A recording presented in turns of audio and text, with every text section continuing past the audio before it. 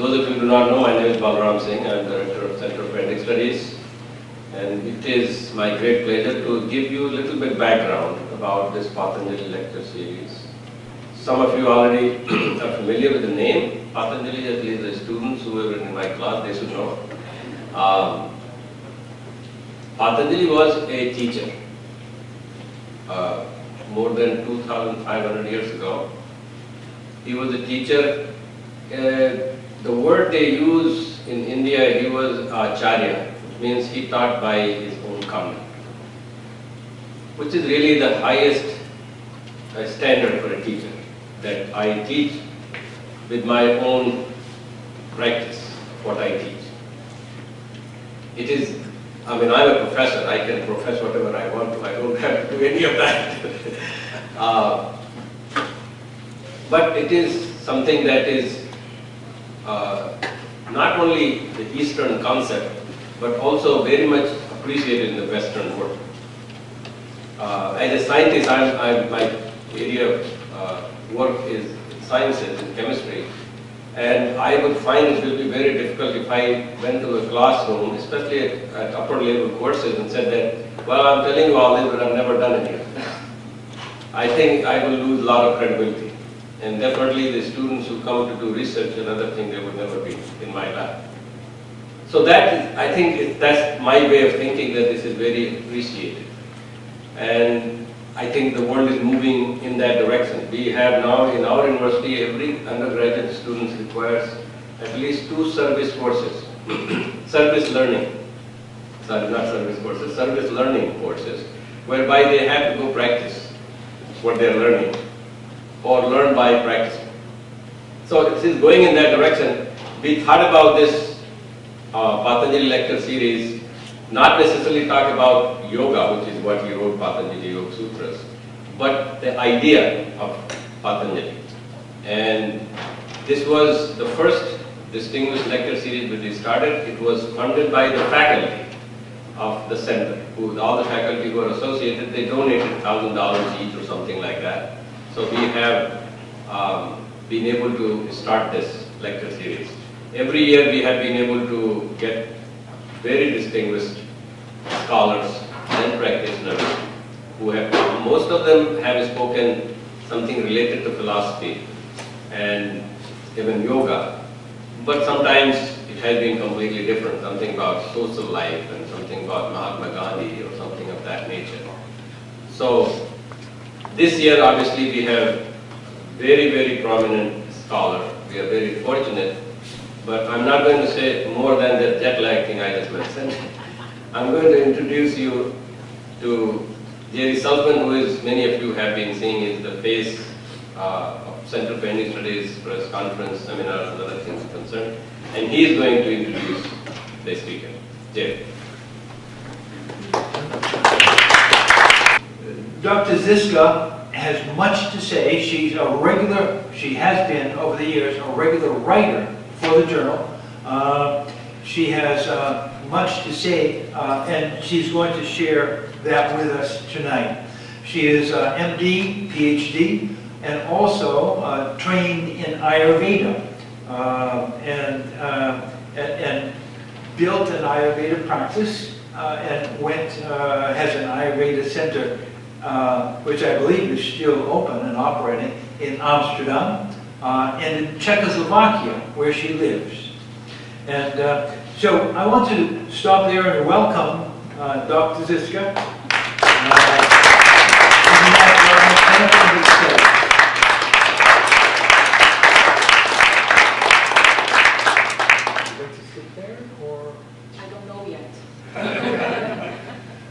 Good evening. What an introduction. I always feel like they speak about somebody else. So, when I look at you, I'm thinking, what do you want to talk about? Jerry, Dr. Balaram just told me the series is called Varta, which means dialogue, and I don't want to make it into a monologue. So for me, the topic that was interesting was the spiritual aspects of Ayurveda, but I am wondering if that's interesting to you. If it's not, we can talk about something else. What is it particularly you're interested in? I think that's a great topic. Everybody agrees? Okay. So I think, first of all, I should say why I picked that topic. Well, I should say I don't ever make the same talk because I think it's boring. And I have to enjoy myself most, and I believe if I enjoy myself, usually people enjoy themselves as well. Not always does that work, but at least one person enjoys. So hopefully, after we spend some time together, we all can enjoy a little more. Why have I chosen this topic? I believe nowadays we know a lot about what Ayurveda is, but I also believe we're missing the substance, really, what Ayurveda is. And I say that having an experience talking to people in India, they're really there, have a little bit identity crisis, trying to figure out what is Ayurveda, how to integrate it in the modern way of thinking. How we think about it and approach it in the West, we know. I've been in Australia and in less fortunate countries, and I consider my country to be less fortunate, at least on the wealth level. But in majority of cases, people consider Ayurveda to be a lifestyle system. And people come and say, people usually are interested in two things. They say, tell me what my dosha, or what my constitution, prakriti is. And then usually they say, tell me what should I eat or do, how should I live? And I, as an Ayurvedic practitioner and doctor, tell them, how should I know? How should I know what you should eat? How should I know what you should do? Of course, there are some general guidelines and rules, but you live with yourself 24 hours a day. So I can help you figuring it out using this system, but you have to know yourself. And people don't like to hear that, obviously. People don't like to hear that because they like guidelines. The problem with guidelines are they are general. They can never be specific enough. And Ayurveda, one wonderful thing about it is it's a custom-made medicine. I always say to people, I am sewing Armani suits, which means every detail is made tailored specifically to you. And they are different than TJ Maxx, of course, obviously. Not in price, but in the level of the detail and tailoring. Take, for example, the issue of constitution. I have had that discussion with my father recently, who was with Ayurveda since I was with Ayurveda, which is, it's a shame to say, but about 17, 20 years ago. I never realized I'm that old. So I have asked him, he knows his constitution, and part of his natural makeup is kapha. And I said to him, what does kapha mean to you, Dad? And he said, slow, calm, steady. And I said to him, are you slow, calm, steady? He said, of course not, I'm not. So I said, so what does it mean to you? And you know, working with about, I haven't counted them, but I think if I extrapolate 10,000 people at least is a good guess of individually consulting or working with, I call them patients, but people who are interested in Ayurveda. And you notice with that many people certain common things. And with regards to the constitution, one common thing is, it really is not that important what you tell people, it's important what they understand and how they associate with what you tell them. That's the issue. And you know, the whole question with determining who you are based on questionnaires. Who wants to write down that you're angry versus calm? It's a judgmental thing. Who wants to write down that you're slow versus fast, or that your eyes are big or small? How do you measure that? Which eyes are big and which eyes are small? Huh? So I have a real trouble with this, but even bigger trouble I have with is how we seem to generally approach Ayurveda. And that is, it seems to me, we start to slowly and not without much notice lose the most important part that I consider to be the essential part, and that is the spiritual part. And that's what I would like to focus on.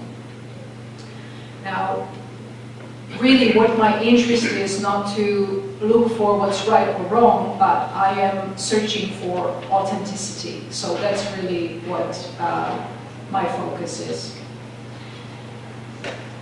There are different kinds of medicines, and I like speaking about allopathic medicine as a white medicine, holistic medicine as a green medicine, and Ayurveda does not belong into green medicine.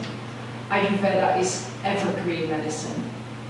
There's a shloka that says Ayurvedo amartanam, which means Ayurveda is immortal.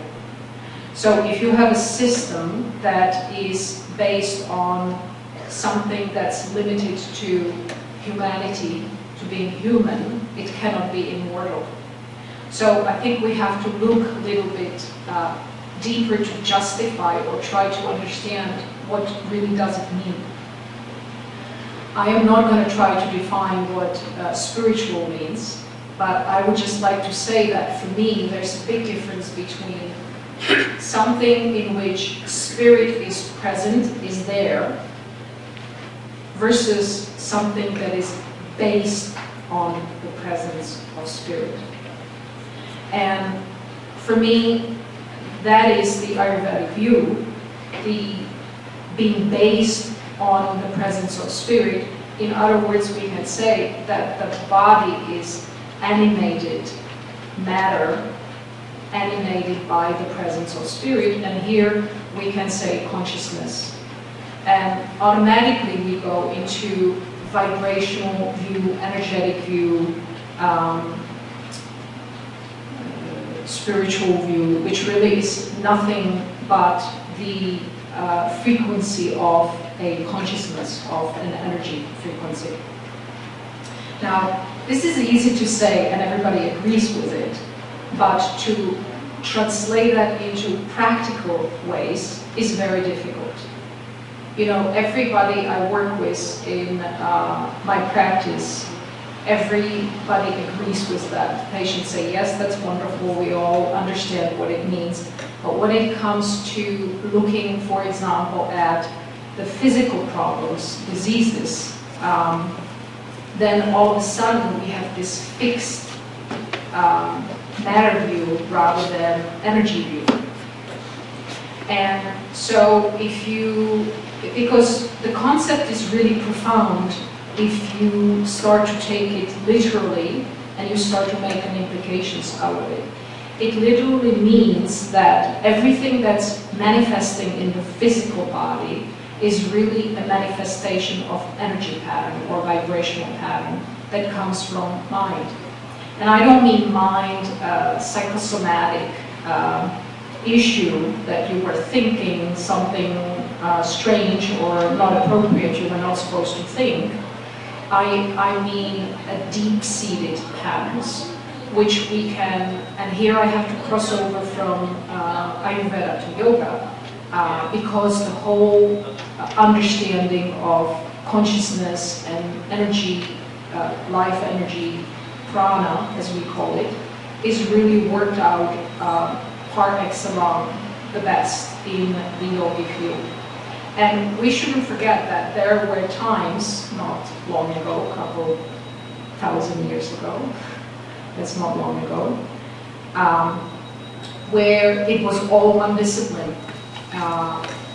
It was all one discipline, Jyotish, Yoga, Ayurveda as an Upaved, And I think to me, you know, Ayurveda is just the application of this energetic view into the physical.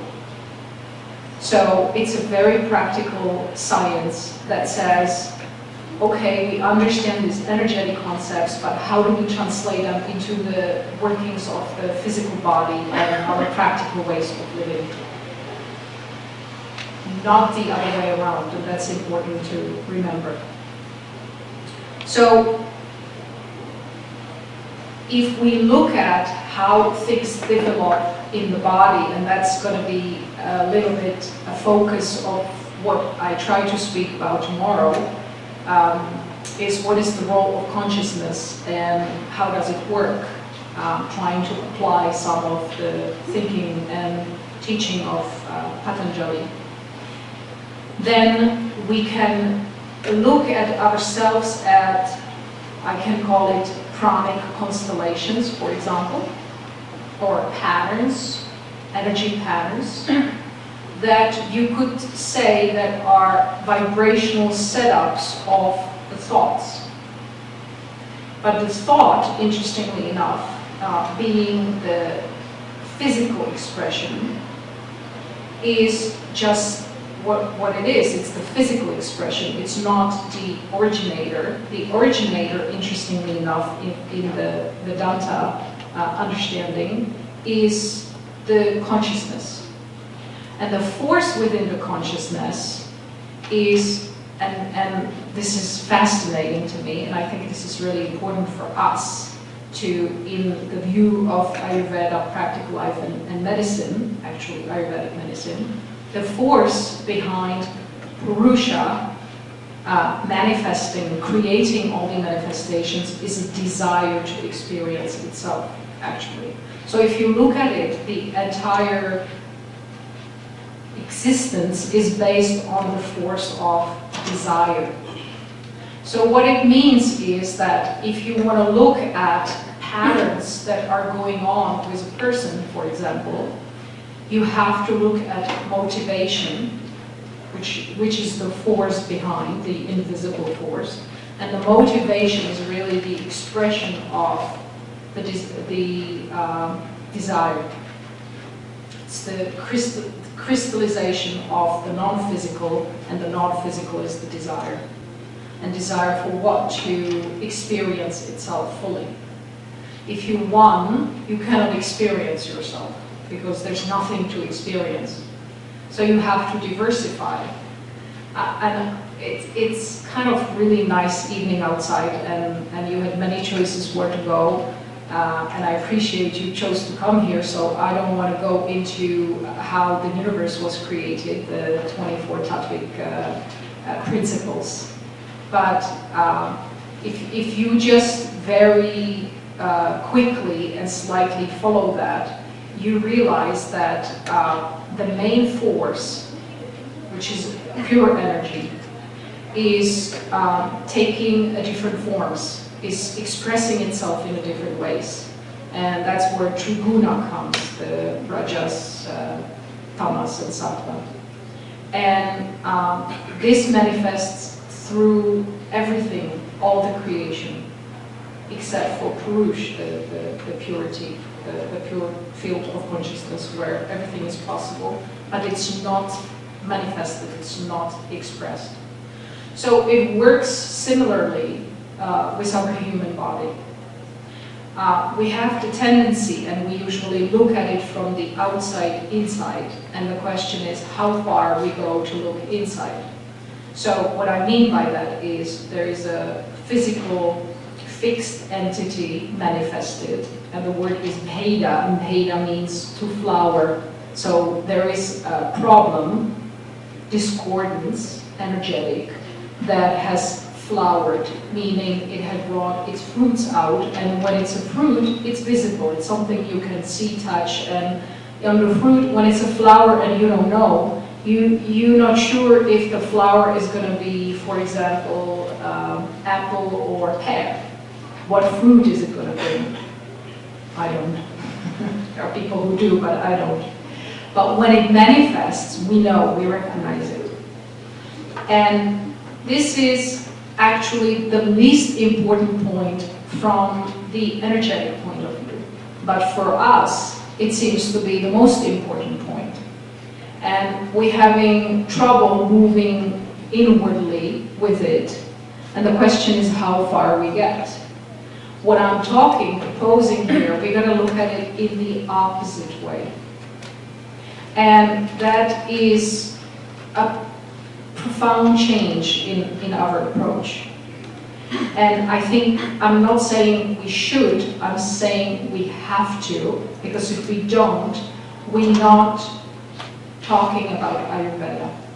We're talking about our view or take on or understanding of what we think Ayurveda is, but it really is not. So we have here a system that is based on the presence of spirit. The most fascinating thing about it is, if you approach it not in this way, do you think it works? What do you think? Let's take a poll here. Do you think it works? Who do you think it works? Yes. Huh? Lots of practical wisdom. You know, the most interesting thing is, it still works. Even if you do ignore the very essence of it. And you have to think, why? Why is this possible? And that actually is a proof for not the theory, but the view I'm proposing here. It works because when you're reorganizing matter, when you're reorganizing the physical issues in the body, because the physical issues are the expressions of the spirit, you in a way are still reorganizing the spirit. Because if everything is an expression of spirit, there's nothing else to reorganize. However, of course, we know that the physical manifestations have different rules. They have certain rules, the physical laws. So, and because they are organized in a denser way, there is, for example, delay. So we know that if you change your mindset, it's easy to change your mindset. Actually, to come up with thought is pretty much energy free. You don't need much energy to come up with any thought. I have a thought to come here. It's an easy thought. No? But to actually do it, it takes a lot of energy. So the more expressed in the matter, the denser the molecules are, the longer it takes to reorganize them. So we know, for example, that if we want to change something, a habit in practical life, and Ayurveda is very heavily understanding the thought processes, how things work, because it's consciousness. So it knows very well psychology. And so it has a technique, which I love, which is very practical, a little shocking to people, called Pratipaksha Bhavana, which means replacing one habit, in this case, not a suitable habit, with a more suitable habit. Because we know we habitual people, so if you don't have any habits, you're going to develop some. If you leave the field open, something based on whatever your current pranic setup is going to manifest. So how this works is quite surprising, because, for example, when you have somebody who comes and smokes and comes to Ayurveda and tells you, I would like to stop smoking, my response is, if you really want to stop smoking, you would have stopped. You don't need to pay somebody out of pocket money to come and tell you, you shouldn't be smoking. That doesn't make any sense to me, right?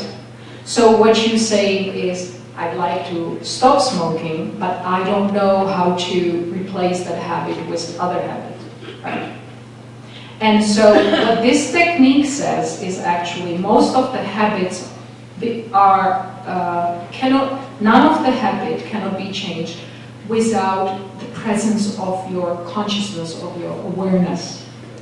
So what I tell people in this case is, okay, you keep smoking, that's shocker number one. They say, you're not gonna tell me I shouldn't be smoking. I said, are you ready not to stop smoking? No, I'm not. So why should I tell you? That would be frustrating. Then you smoke and feel guilty about it, huh?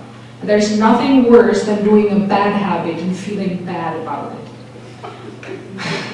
What I tell people is, if you do bad habit, you feel good about it, because if you feel good about it, it's going to have less bad effect on you. You're laughing, but I'm serious. It works. So people are surprised, but the instruction is very specific. The instruction is, you keep smoking, but you can only smoke with full awareness, with full attention. That means you cannot be smoking and driving, because you cannot do two things at the same time. You cannot be smoking and having coffee. Oh, that's a tough one, because cigarette and coffee is the psychological thing, etc., etc. You get the picture. I have a friend in Istanbul. She is this little cute French girl who is the only one who teaches pranayama in the entire Turkey. And she has turkey eating out of her hand. I said, next time I come, your pictures are going to be all over the buses over Istanbul, because she is the yoga person in the country. And she has had people in her class complain to her that after class of pranayama, they have stopped smoking against their own will. They said, we didn't come to this class to stop smoking, we just came to feel good, and now I can't smoke. What's wrong with that? I want to smoke, but I cannot smoke anymore. So what that proves is that if the flow of prana, which expresses the flow of consciousness, is smooth, free, regular, as it should be, whichever natural, uninhibited, uninfluenced, whatever word you want to give it, things work appropriately in the physical body, except three influences that cannot be changed and overcome. Everything else we can, except for the three. One is kala, the flow of time. This is designed by nature, so when the time comes to leave the body, like you take off your clothes in the evening, that they are still not the best looking clothes, so it's not so difficult to put them away. So that's a natural effect, nothing to be done about it. Although Ayurveda, I think, and yoga is one of the systems where people, the older they get, the younger they are. I used to, in my past life, work for a pharmaceutical company, believe it or not. There's hope for all of us. And medical, in the medical field, of course. And I remember medical conferences. Speakers were stressed out. They were always looking exhausted, and they could not make their speeches without reading them. Yogic conference, the older people are, and you come there year after year, or 5 years, 10 years later, they're looking better than 5 or 10 years before. And they speak off the cuff, interesting, fluent, just flow of prana being there, inspiration. It really tells you something. It really tells you that this system is not only about some theory, but it has a very direct, practical implications. So then the question would be, what heals actually?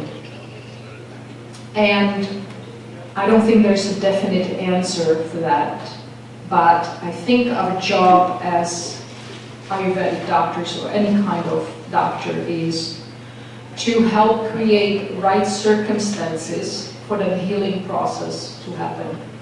And maybe that's something that's interesting to you and practical enough that I should a little bit speak about it. Yeah. Because now I got everybody stop smoking. So after that, or start smoking for the experiment, huh? That'd be interesting as well. If you do something against your will, how that will work. So the first circumstance for actually right living. I should finish the 3 influences, right? Is anybody paying any attention? Oh, no pitas here, systematic, saying you have not finished your thought. Hey, stop, right? So first was the influence of time. Second is ritu, that means a season, seasonal influence. And it's interesting, we don't think much about the impact of seasons, they come and go.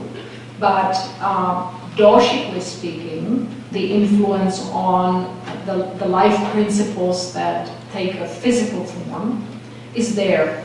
The question is if it's also in the nature and how the nature deals with it, but clearly it's in us.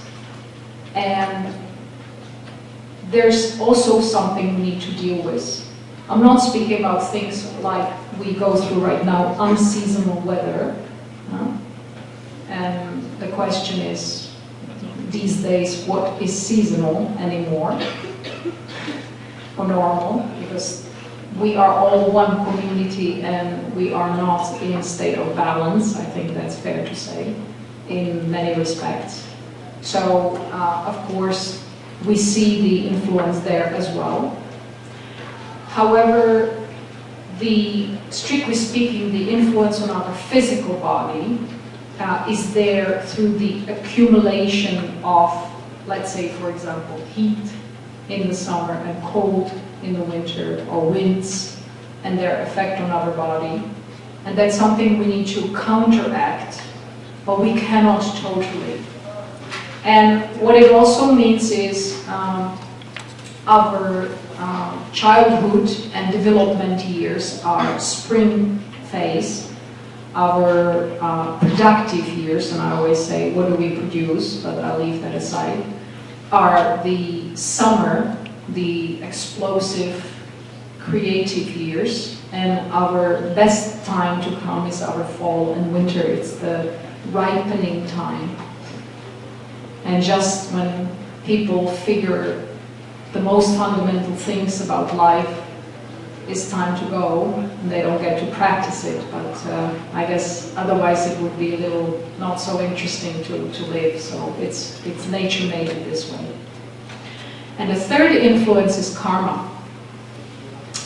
Because of the Vedantic thought, I'm not going to be talking to you about what it is and whether it exists or not. I'm just going to present it to you as a fact and say one sentence to it, and that is that the law of karma goes so far and so deep that not even gods understand it. And maybe the second interesting thought about karma is, whose karma is it? Because we have the tendency to think everything is other karma. Maybe you can even think, what's karma's karma? And so on. So, would you like to hear a short story? Yeah? Okay. Because we can do anything here, you know? We can rock and roll or sing or whatever, just to have a good time. Which I love, by the way, the freedom. So the story goes that there is a sage, and he is doing his sadhana very intently for a period of years, because he is the right yogi, he's very dedicated, and firmly he's just focused on doing his sadhana. And I think it's about 10 years he's sitting in the forest in deep meditation. And there is this God's messenger called Narada. I really like him. He's like half God, half human, so he has the benefit of moving in both worlds. And once in a while, God, I think periodically, send him to the earth to see what's going on, to give a report, to be sort of a bridge between the two worlds.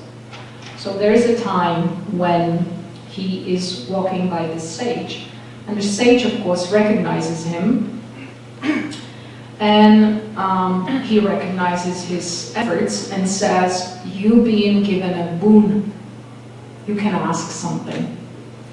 And the sage says, "I want justice." And Narada says, "Are you sure about that?" And I think, if somebody wise makes a response like that, you should rethink. But in this case, maybe he thought he was just being tested. And he said, "Yes, I'm sure about it. I want justice." He said, "Last time I'm asking you, think very carefully. What is it that you want?" And he said, "I told you, and I stand behind it. This is my truth. I want justice." And he said, "Okay, you want justice, you have it. So you've been sitting for 10 years in meditation on this stone. Now for 10 years, the stone is going to be sitting on your head. That's justice. And that's karma, by the way. So you've got to ask yourself whose karma it is." Which brings me to a really important aspect of what are the requirements for harmonizing ourselves, which really means when we harmonizing ourselves, it's such a, fancy word. It actually means that you vibrate in authentic vibration, in the tone, so to speak, or melody that is yours, that is your authentic, that's given to you, that you in line with yourself. And one of the conditions is, one of our understanding is that we are separate from everything else. And I actually think this is, in the West, this is one of the main diseases that we have, our perception of separateness. It's interesting to me that many people believe, for example, that herbs are growing only to save them, or trees are here only to give them energy when they don't have energy, or stones are there to give them their healing powers when they are in trouble. Believe me, they have other things to do, and I don't really think this is their purpose. I really start, if I think that the more globally I think, or the more further I go in my thought, I get an uneasy feeling that nature really does not need us as much as we need nature. That really we should rethink the relationship. And that brings me to one point that we tend to strongly ignore, and that it's becoming very obvious in our need to heal, and I don't mean only physical maladies, but all imbalances, and that is community or environment.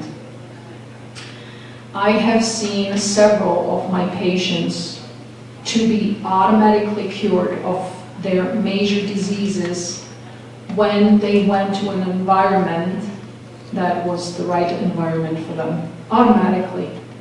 I have had young girls or women who, for example, lost their menstruation for a couple of years. We tried everything to get it back, and there were 3 of them. The moment they relocated to a different place, and of course the small detail is they met the man who then become the man of their life, they started menstruating again. They were cured automatically. So environment is important because it influences us in such a way that it is an extension of who we are. It's not separate from us. So actually, the words I am speaking is you speaking them. because there's no distinction between us. It's all one, it's all illusion, it's all one energy. We all the extension of the energy in different manifestations. So that's one thing to take into consideration. However, if you try to fix all worldly issues, good luck. It's a tall order. So I think it's important that we think globally, but we act locally, meaning we try to influence, or we focus on influencing what we can. So for example, instead of saying, I wish everybody, all human beings in the world were happy, it's a good thought, or I pray for that. The likelihood you make that happen with your prayer is not high, I'm sorry to disappoint you. But if you make sure that you, when you pray, are in the state of the most happiness you can be, and you focus on people around you, that you can see an effect by your ways of adding or radiating or strengthening their happiness, contributing to their happiness is the word I'm looking for, then I believe you have made a wave that is going to have a ripple effect, because everything is connected after all. So community is really important, or the environment. Now the second thing, and it's all about relationship, of course, how we relate and how it relates to us. So the second relational thing is what relationship we have with ourselves. That's really important. And you know, many people try to do good, and I think I heard, and I really like it, one way of looking at our efforts, which we would call mistakes or unsuccesses, would be they were just not successful enough efforts to heal. And I really like that, because that means we are trying, we are just looking for more effective ways how to achieve it. And when it happens, we know, of course, and when it doesn't happen, we know as well. We actually know stronger when it doesn't happen than when it does, because we learn, strangely enough, more from the suffering than from the good things. There's a reason for that, which, as a preview, I will talk about tomorrow. So please, if you want to know, come. But I will talk about it tomorrow. Actually, this is Patanjali, this is not me. So, the condition that we need to set in order to have a good relationship with ourselves is we have to remove blame, or I can say very simply, bad feeling. There's a biological research that shows that in the body, at any given moment, cells can be in one of two states, only one of two, which makes things simpler. In a state of growth, so to speak, and in a state of protection. Obviously, state of growth means openness, good exchange with the environment, joy, harmony, if you wish. These are tall words, but you know what I mean. You know that feeling. I call it green light on a road, when things are just flowing, going. And the opposite situation is the red light situation, where for some reason it's just not going. And the cells behave like that, which I think is pretty important clue for us. So we also know that at any given moment we can measure or see what our vibrational status is by these two parameters. Things are either open and flowing, I call it good, easygoing feeling, or things are blocked.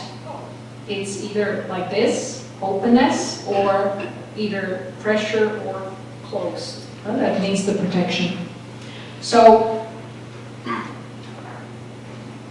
the only way to change this is you need to go to the source where this happens and change it there. And that's within, that's not outside. Again, we're talking about the application.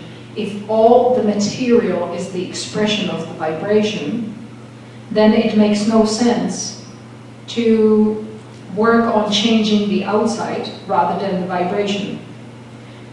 Very good explanation I liked was, it's like listening to radio station. Let's say you have 92.5 FM, you tune it in, you listen to it, and you say, God, it's awful, the music, the commentaries, why don't they do anything else? Oh, they should change that, this is bad, I disagree, ugh. Huh? Well, all you need to do is retune for a different station. 96.7 is, wow, that's great. Oldies, 70s, I enjoy that. They don't speak any advertisements in politics, excellent, that's my kind of station. But how we behave is, when there is a trouble, we saying something needs to change on the outside, and when it changes, not something exactly this needs to change in order for me to feel good, and when it changes, then I will feel good, right? So we're standing in front of that radio station saying, why don't you play what I like? We need to retune. But in order to be able to do that, even to have an attempt to that, we have to remove the red light, because red light means everything is blocked, there's no flowing. Actually, it doesn't mean everything is blocked. It means the red is getting stronger. It means the unwanted is flowing in increasing amount, because everything works on the law of attraction. Again, we'll know more about it tomorrow. So we have to remove the bad feeling. And when and that in itself, for a majority of people, is lifetime work, believe me, because it's so deeply ingrained in us. And I think actually it has a positive role as well, but that's up to a different discussion. So the more we do this, the more we can turn the flow of prana not to the outside, but to the inside. And then we need some techniques, and that's where yoga actually comes in place, to regularize the flow of prana through breath, because it's very difficult to affect the mind directly. So we were actually given one life essential function, the only one, if you think about it, that you have the ability to directly, consciously change, which is a sign which tells you something about how important it is. So when we do that, we have a chance to get connected with what I call inner mind rather than the outer mind. And the door, there are 3 doors to inner mind. They are all eyes, so it's easy to remember. Inspiration, intuition, and imagination. And it's not, you know, the kind of imagination that you are in trouble and you imagine miraculously somebody comes and takes care of it and everything is well again. It's the images that are created by our inner mind or soul. Because if you cannot call anything in your mind as a picture, it can never happen. Because mind is thinking in pictures, in images. So, for me, these are some very, very important clues. And practically, what happens is, what increases in you despite all the life circumstances actually, as the life circumstances are getting more difficult and there's more stress and chaos going on outside because we cannot control that, what is increasing in you is silence and quietness and inner place, which means is a sign of that you becoming less dependent on the outside and are more in tune with your inner vibration, with what we can call your inner guidance, inner wisdom, inner healer, whatever. But even all of this does not create any guarantees that things will happen. Our job is to create the right circumstances and then empty the space and see what's going to happen. And accept it. And my experience is when people come to this state of being, functioning, understanding, then automatically and naturally they do exactly that. Because the language of the mind, the outer mind, the rational mind, and the language of the inner mind are very different. People say, I feel I should do this. Well, believe me, that's not I feel. That's the language of the mind. The mind doesn't go, the inner guidance doesn't go through you should. So we're getting all this help from the outside, all these signs to help us understand where we are vibrationally. And I think it's about time we start to look at ourselves as vibrational human beings. We start to look at everything around us as vibrational existence, which would mean you wouldn't ask yourself, for example, in the morning, what should I eat? I know one couple and they told me they have a keyword in the morning, sweet or salty. Huh? So before they get out of bed, they make this consensus. I don't know how they do that. If they take turns or who wins or, you know, how they do that, but they decide if sweet or salty. The outcome can be the same if you are in vibrational harmony. Your body will tell you what your natural inclination is. But it's different when you do it through the mind and you say, oh, yesterday I had too many sweets, so today I should have salty because it's healthier. No, I shouldn't eat this, although all you eating it with your desire and mind and everything. The worst thing is to eat healthy actually in this way. Because when people eat healthy, and they don't feel they want to eat healthy, they making a lot of violence towards themselves. They forcing themselves. And the other point is, you actually are coming from the mindset of lack, the unwanted. Majority of people live healthy, eat healthy because they are afraid they're going to get sick. So what is the focus on? The focus is on sickness, not on being healthy, right? Clear. Huh?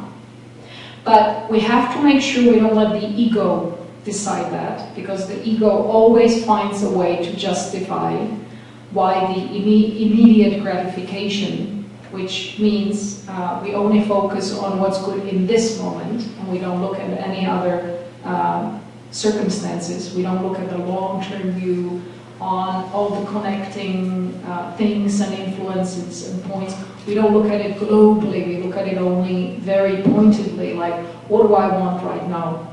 Well, you worked very hard today, you should have chocolate.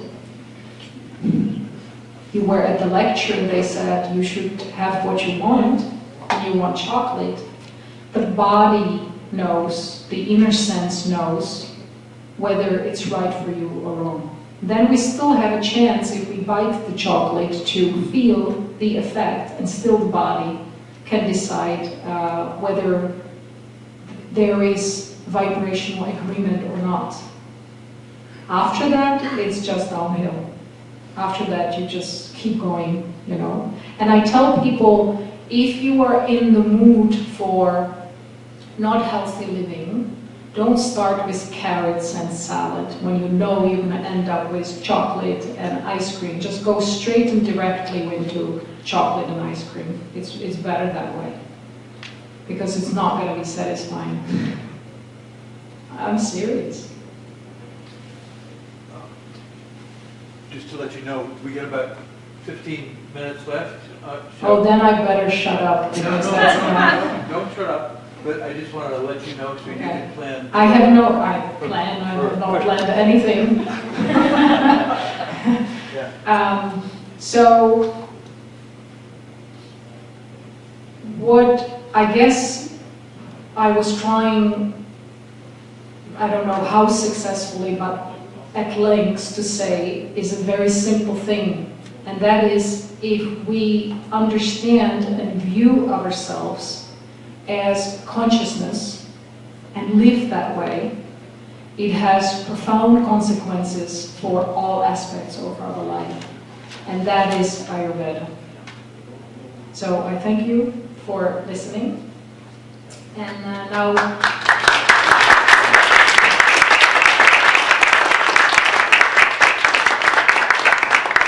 if we can have some dialogue, that would be lovely. Yes. Yes, there's a question. You'll have to speak loudly because... I will repeat. Yeah. If you can sit down, Jerry. So I'm interested in the last part that you were saying, when a person is really interested in the chocolate and the ice cream. So rather than forced to go into something healthy, when you allow them to have it, so... I don't allow them, they allow themselves. Okay, so when you say, okay, go ahead, how do you actually, how does the healing start? Like, where does it end? Is it because they eat with, you tell them to just eat with awareness and then it self-corrects it? Or what exactly happens as you do it? Like, can you just elaborate? I don't know what happens exactly. I think it's a combination of few factors. One you mentioned, and that's attention. There is a focus at the moment. The other thing that I think is extremely important is there is lack of resistance. Because our minds work through attracting things like a magnet. And universe is non-exclusionary, I believe. And there are some good scientific proofs confirming that. Then when you stop pushing against the unwanted, you actually creating less focus on the unwanted. And when you create less focus on the unwanted, you're opening a way to moving towards more wanted. You know? Acceptance of whatever the situation is the first step into changing it. You have to accept it. You know? But it's not the rational acceptance. It's the awareness acceptance, which has the emotional, the energetic, the mental part, and then of course the physical. So I think it's a combination of factors. And one more thing, you know, people, I have worked with lots of people, with some of them for a long time. Although my goal is to get rid of people when I work with them, you know. If I work with somebody for more than 2 years and they have not learned what they need to take care of themselves, there's a problem. And of course there are situations that they can happen in their life that are new and severe, and they can come to somebody whose focus it is to look at these situations for help and inspiration or guidance.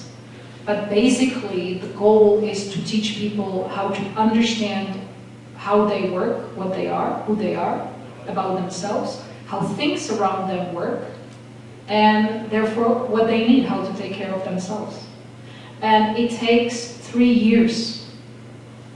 There's timing to everything. If you want to change a habit of somebody, if somebody wants to change a habit, it takes about 90 days of consistent behavior. 90 days. If you teach your children to brush their teeth, it takes 9 years, and still, you know, at age 10 they go for sleepover and they didn't brush their teeth. So some things we just have to reinforce and repeat all the time until they become second nature. With kids and teeth, I don't worry about it, because when they get to teenage years, the boys want to be attractive for the girls, and girls want to be just attractive.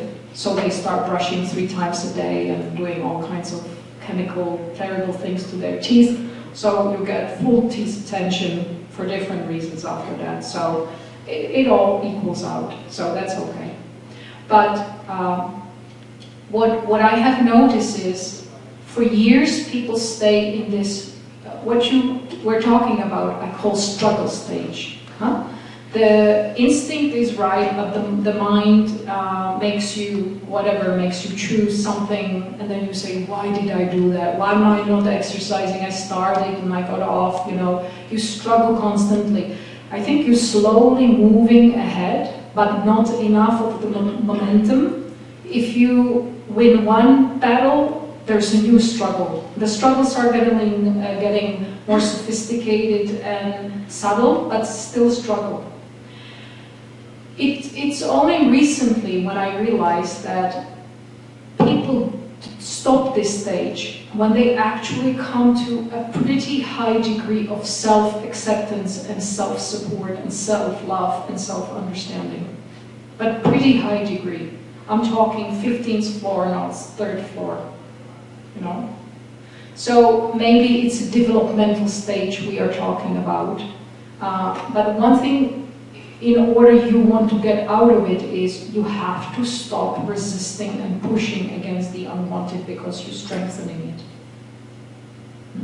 And human psychology is very complex, so I'm not saying it's you do A and B happens, you know. And it's a beauty. If you want to have the most interesting life, become Ayurvedic practitioner. You're never bored, you know. You think this can never happen, or people can never come up with this or that. You amazed what people come up with. It's never boring. So I strongly recommend that as a profession, because it keeps you surprised all the time. So, another question. So what practices do you use to tune your radio to that intuitive channel? I use anything that's necessary for that person. It's, you know, if somebody comes and says, I think my problem is in diet, in what I eat. Or my favorite is when people come and say, I don't have a problem. I go like, well, let's see, we've got to find something. We always find something, huh? So anything in the whole spectrum. You know, if people say diet and the problem is in the relationship, for example, I focus on the relationship rather than on the diet. They don't like that, but, and sometimes we not agree. I have practiced long enough that I believe I have the right to choose the way I practice. And so there are times when I tell people, I'm a car dealership and you pulled into the wrong place, you know. You got your bumper, you got a problem with your bumper, and you want your bumper fixed, because I can tell now what's their mindset and how they are, what they seek. And I tell them the way I repair your bumper is I take the entire car apart. You don't want that, believe me. And they say, yes, I do. I said, no, you don't. And so I think the person has to be at the same level or the right level as the practitioner. There has to be also concordance, you know. And it's not right or wrong. If you notice, life is based on diversity, on multitude of choices and ways to approach things. And it's not about one is right and one is wrong, it's the one that resonates with you. And many people go through, for example, focus on the right diet, then they got into the right lifestyle, and from the lifestyle they go into the mindset, and and from the mindset they got into meditation, then they should get into character, but you know, it's a path. So it's not the issue which way you choose, as long as it works. I mean, I don't care how people get, as long as the fruits are sweet and juicy and multiple. That's important. So anything I use that's necessary. In spirituality and yoga, where does God come into that? I think you should ask that question yourself. I'm serious. Because the answer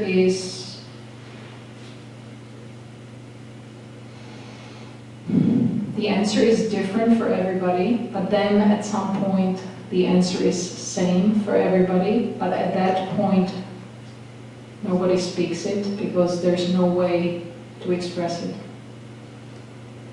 So you are the only one who can find your own answer to that.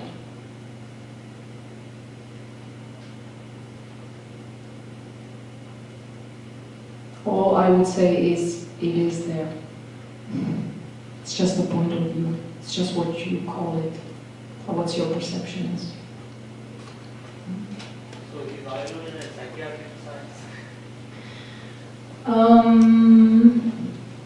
If you look at psychiatry as a discipline dealing with discordances of human mind, definitely.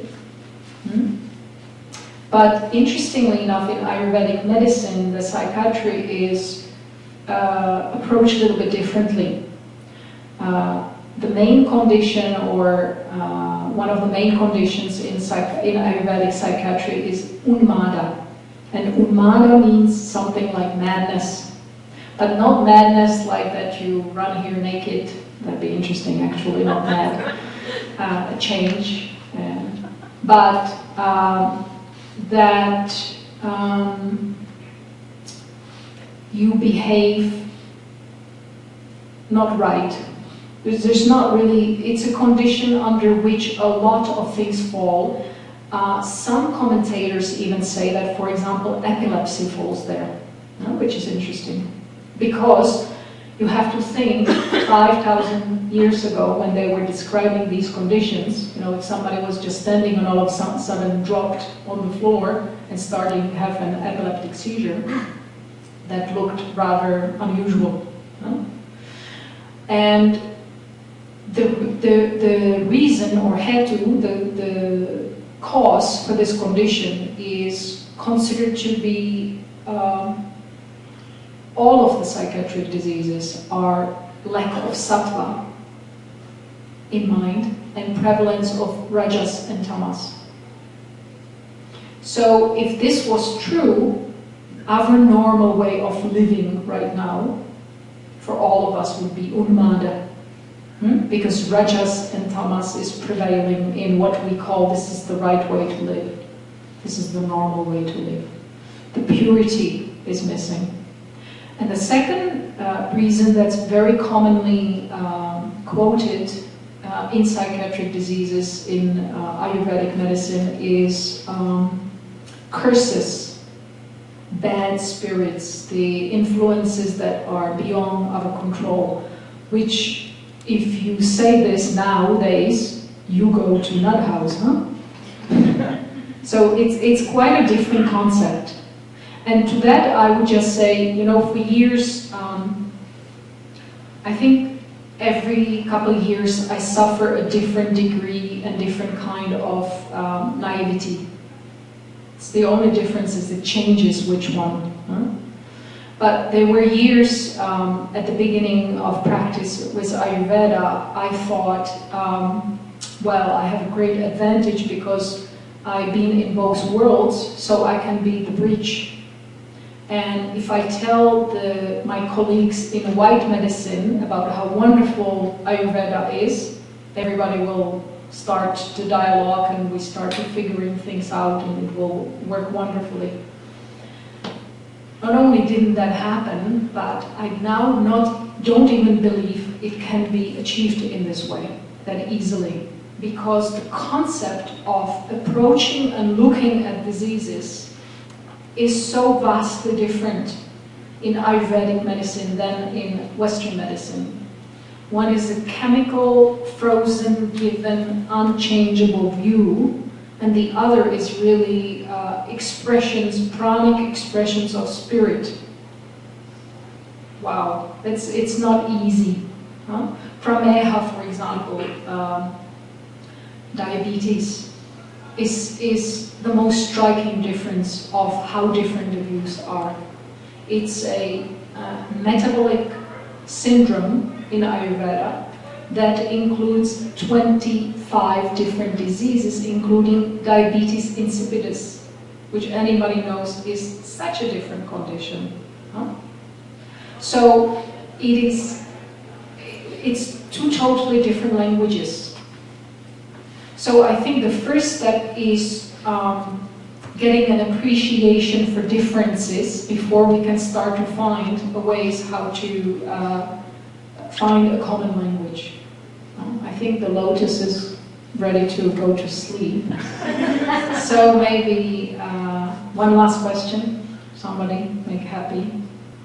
Yes? Uh-oh. Another God question. I'm a God-fearing citizen. Even you said that, people at the end, you said that people should feel consciousness. That's what they are. Consciousness, yeah. Consciousness. Mm-hmm. And so the question is, and then you're saying that, let people be whatever they are. Basically, you advise them to be whatever they are and try it out and experience and perhaps feel themselves what you are calling as consciousness.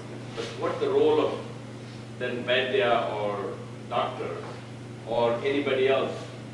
That's the question I'm really asking, is that people many times they get in trouble or realize this later in life. Is Ayurveda something that we can start people making them aware as very young so that they learn that skill? And I was hoping that you would say, well, you need to just reflect on something as a doctor. And if that were the case at younger age, some of these problems will not appear. Well, actually, Charak has written a shloka that says, what is the duty of Ayurvedic doctor? And I really like it because I think it sums it up. It says, the duty of the Vaidya is to touch the soul of the patient. So I think it's to awaken to inner intelligence. And, from the point of eternity, it doesn't matter when that happened, as long as it happened. Any time is a good time. And of course, we can use karma as an explanation why it didn't happen and then happen at certain periods of time. But it's true that the more aware you go through life, the earlier you go more aware through life. I would not say you have an easier life, but you have a chance to influence your life, make a more informed choices. That's because being more aware doesn't mean you're going to have an easier life, actually. This would be a negative advertising at this point. What I meant is that, of course, now I think being aware probably will help you face the difficulties in life rather than necessarily make it.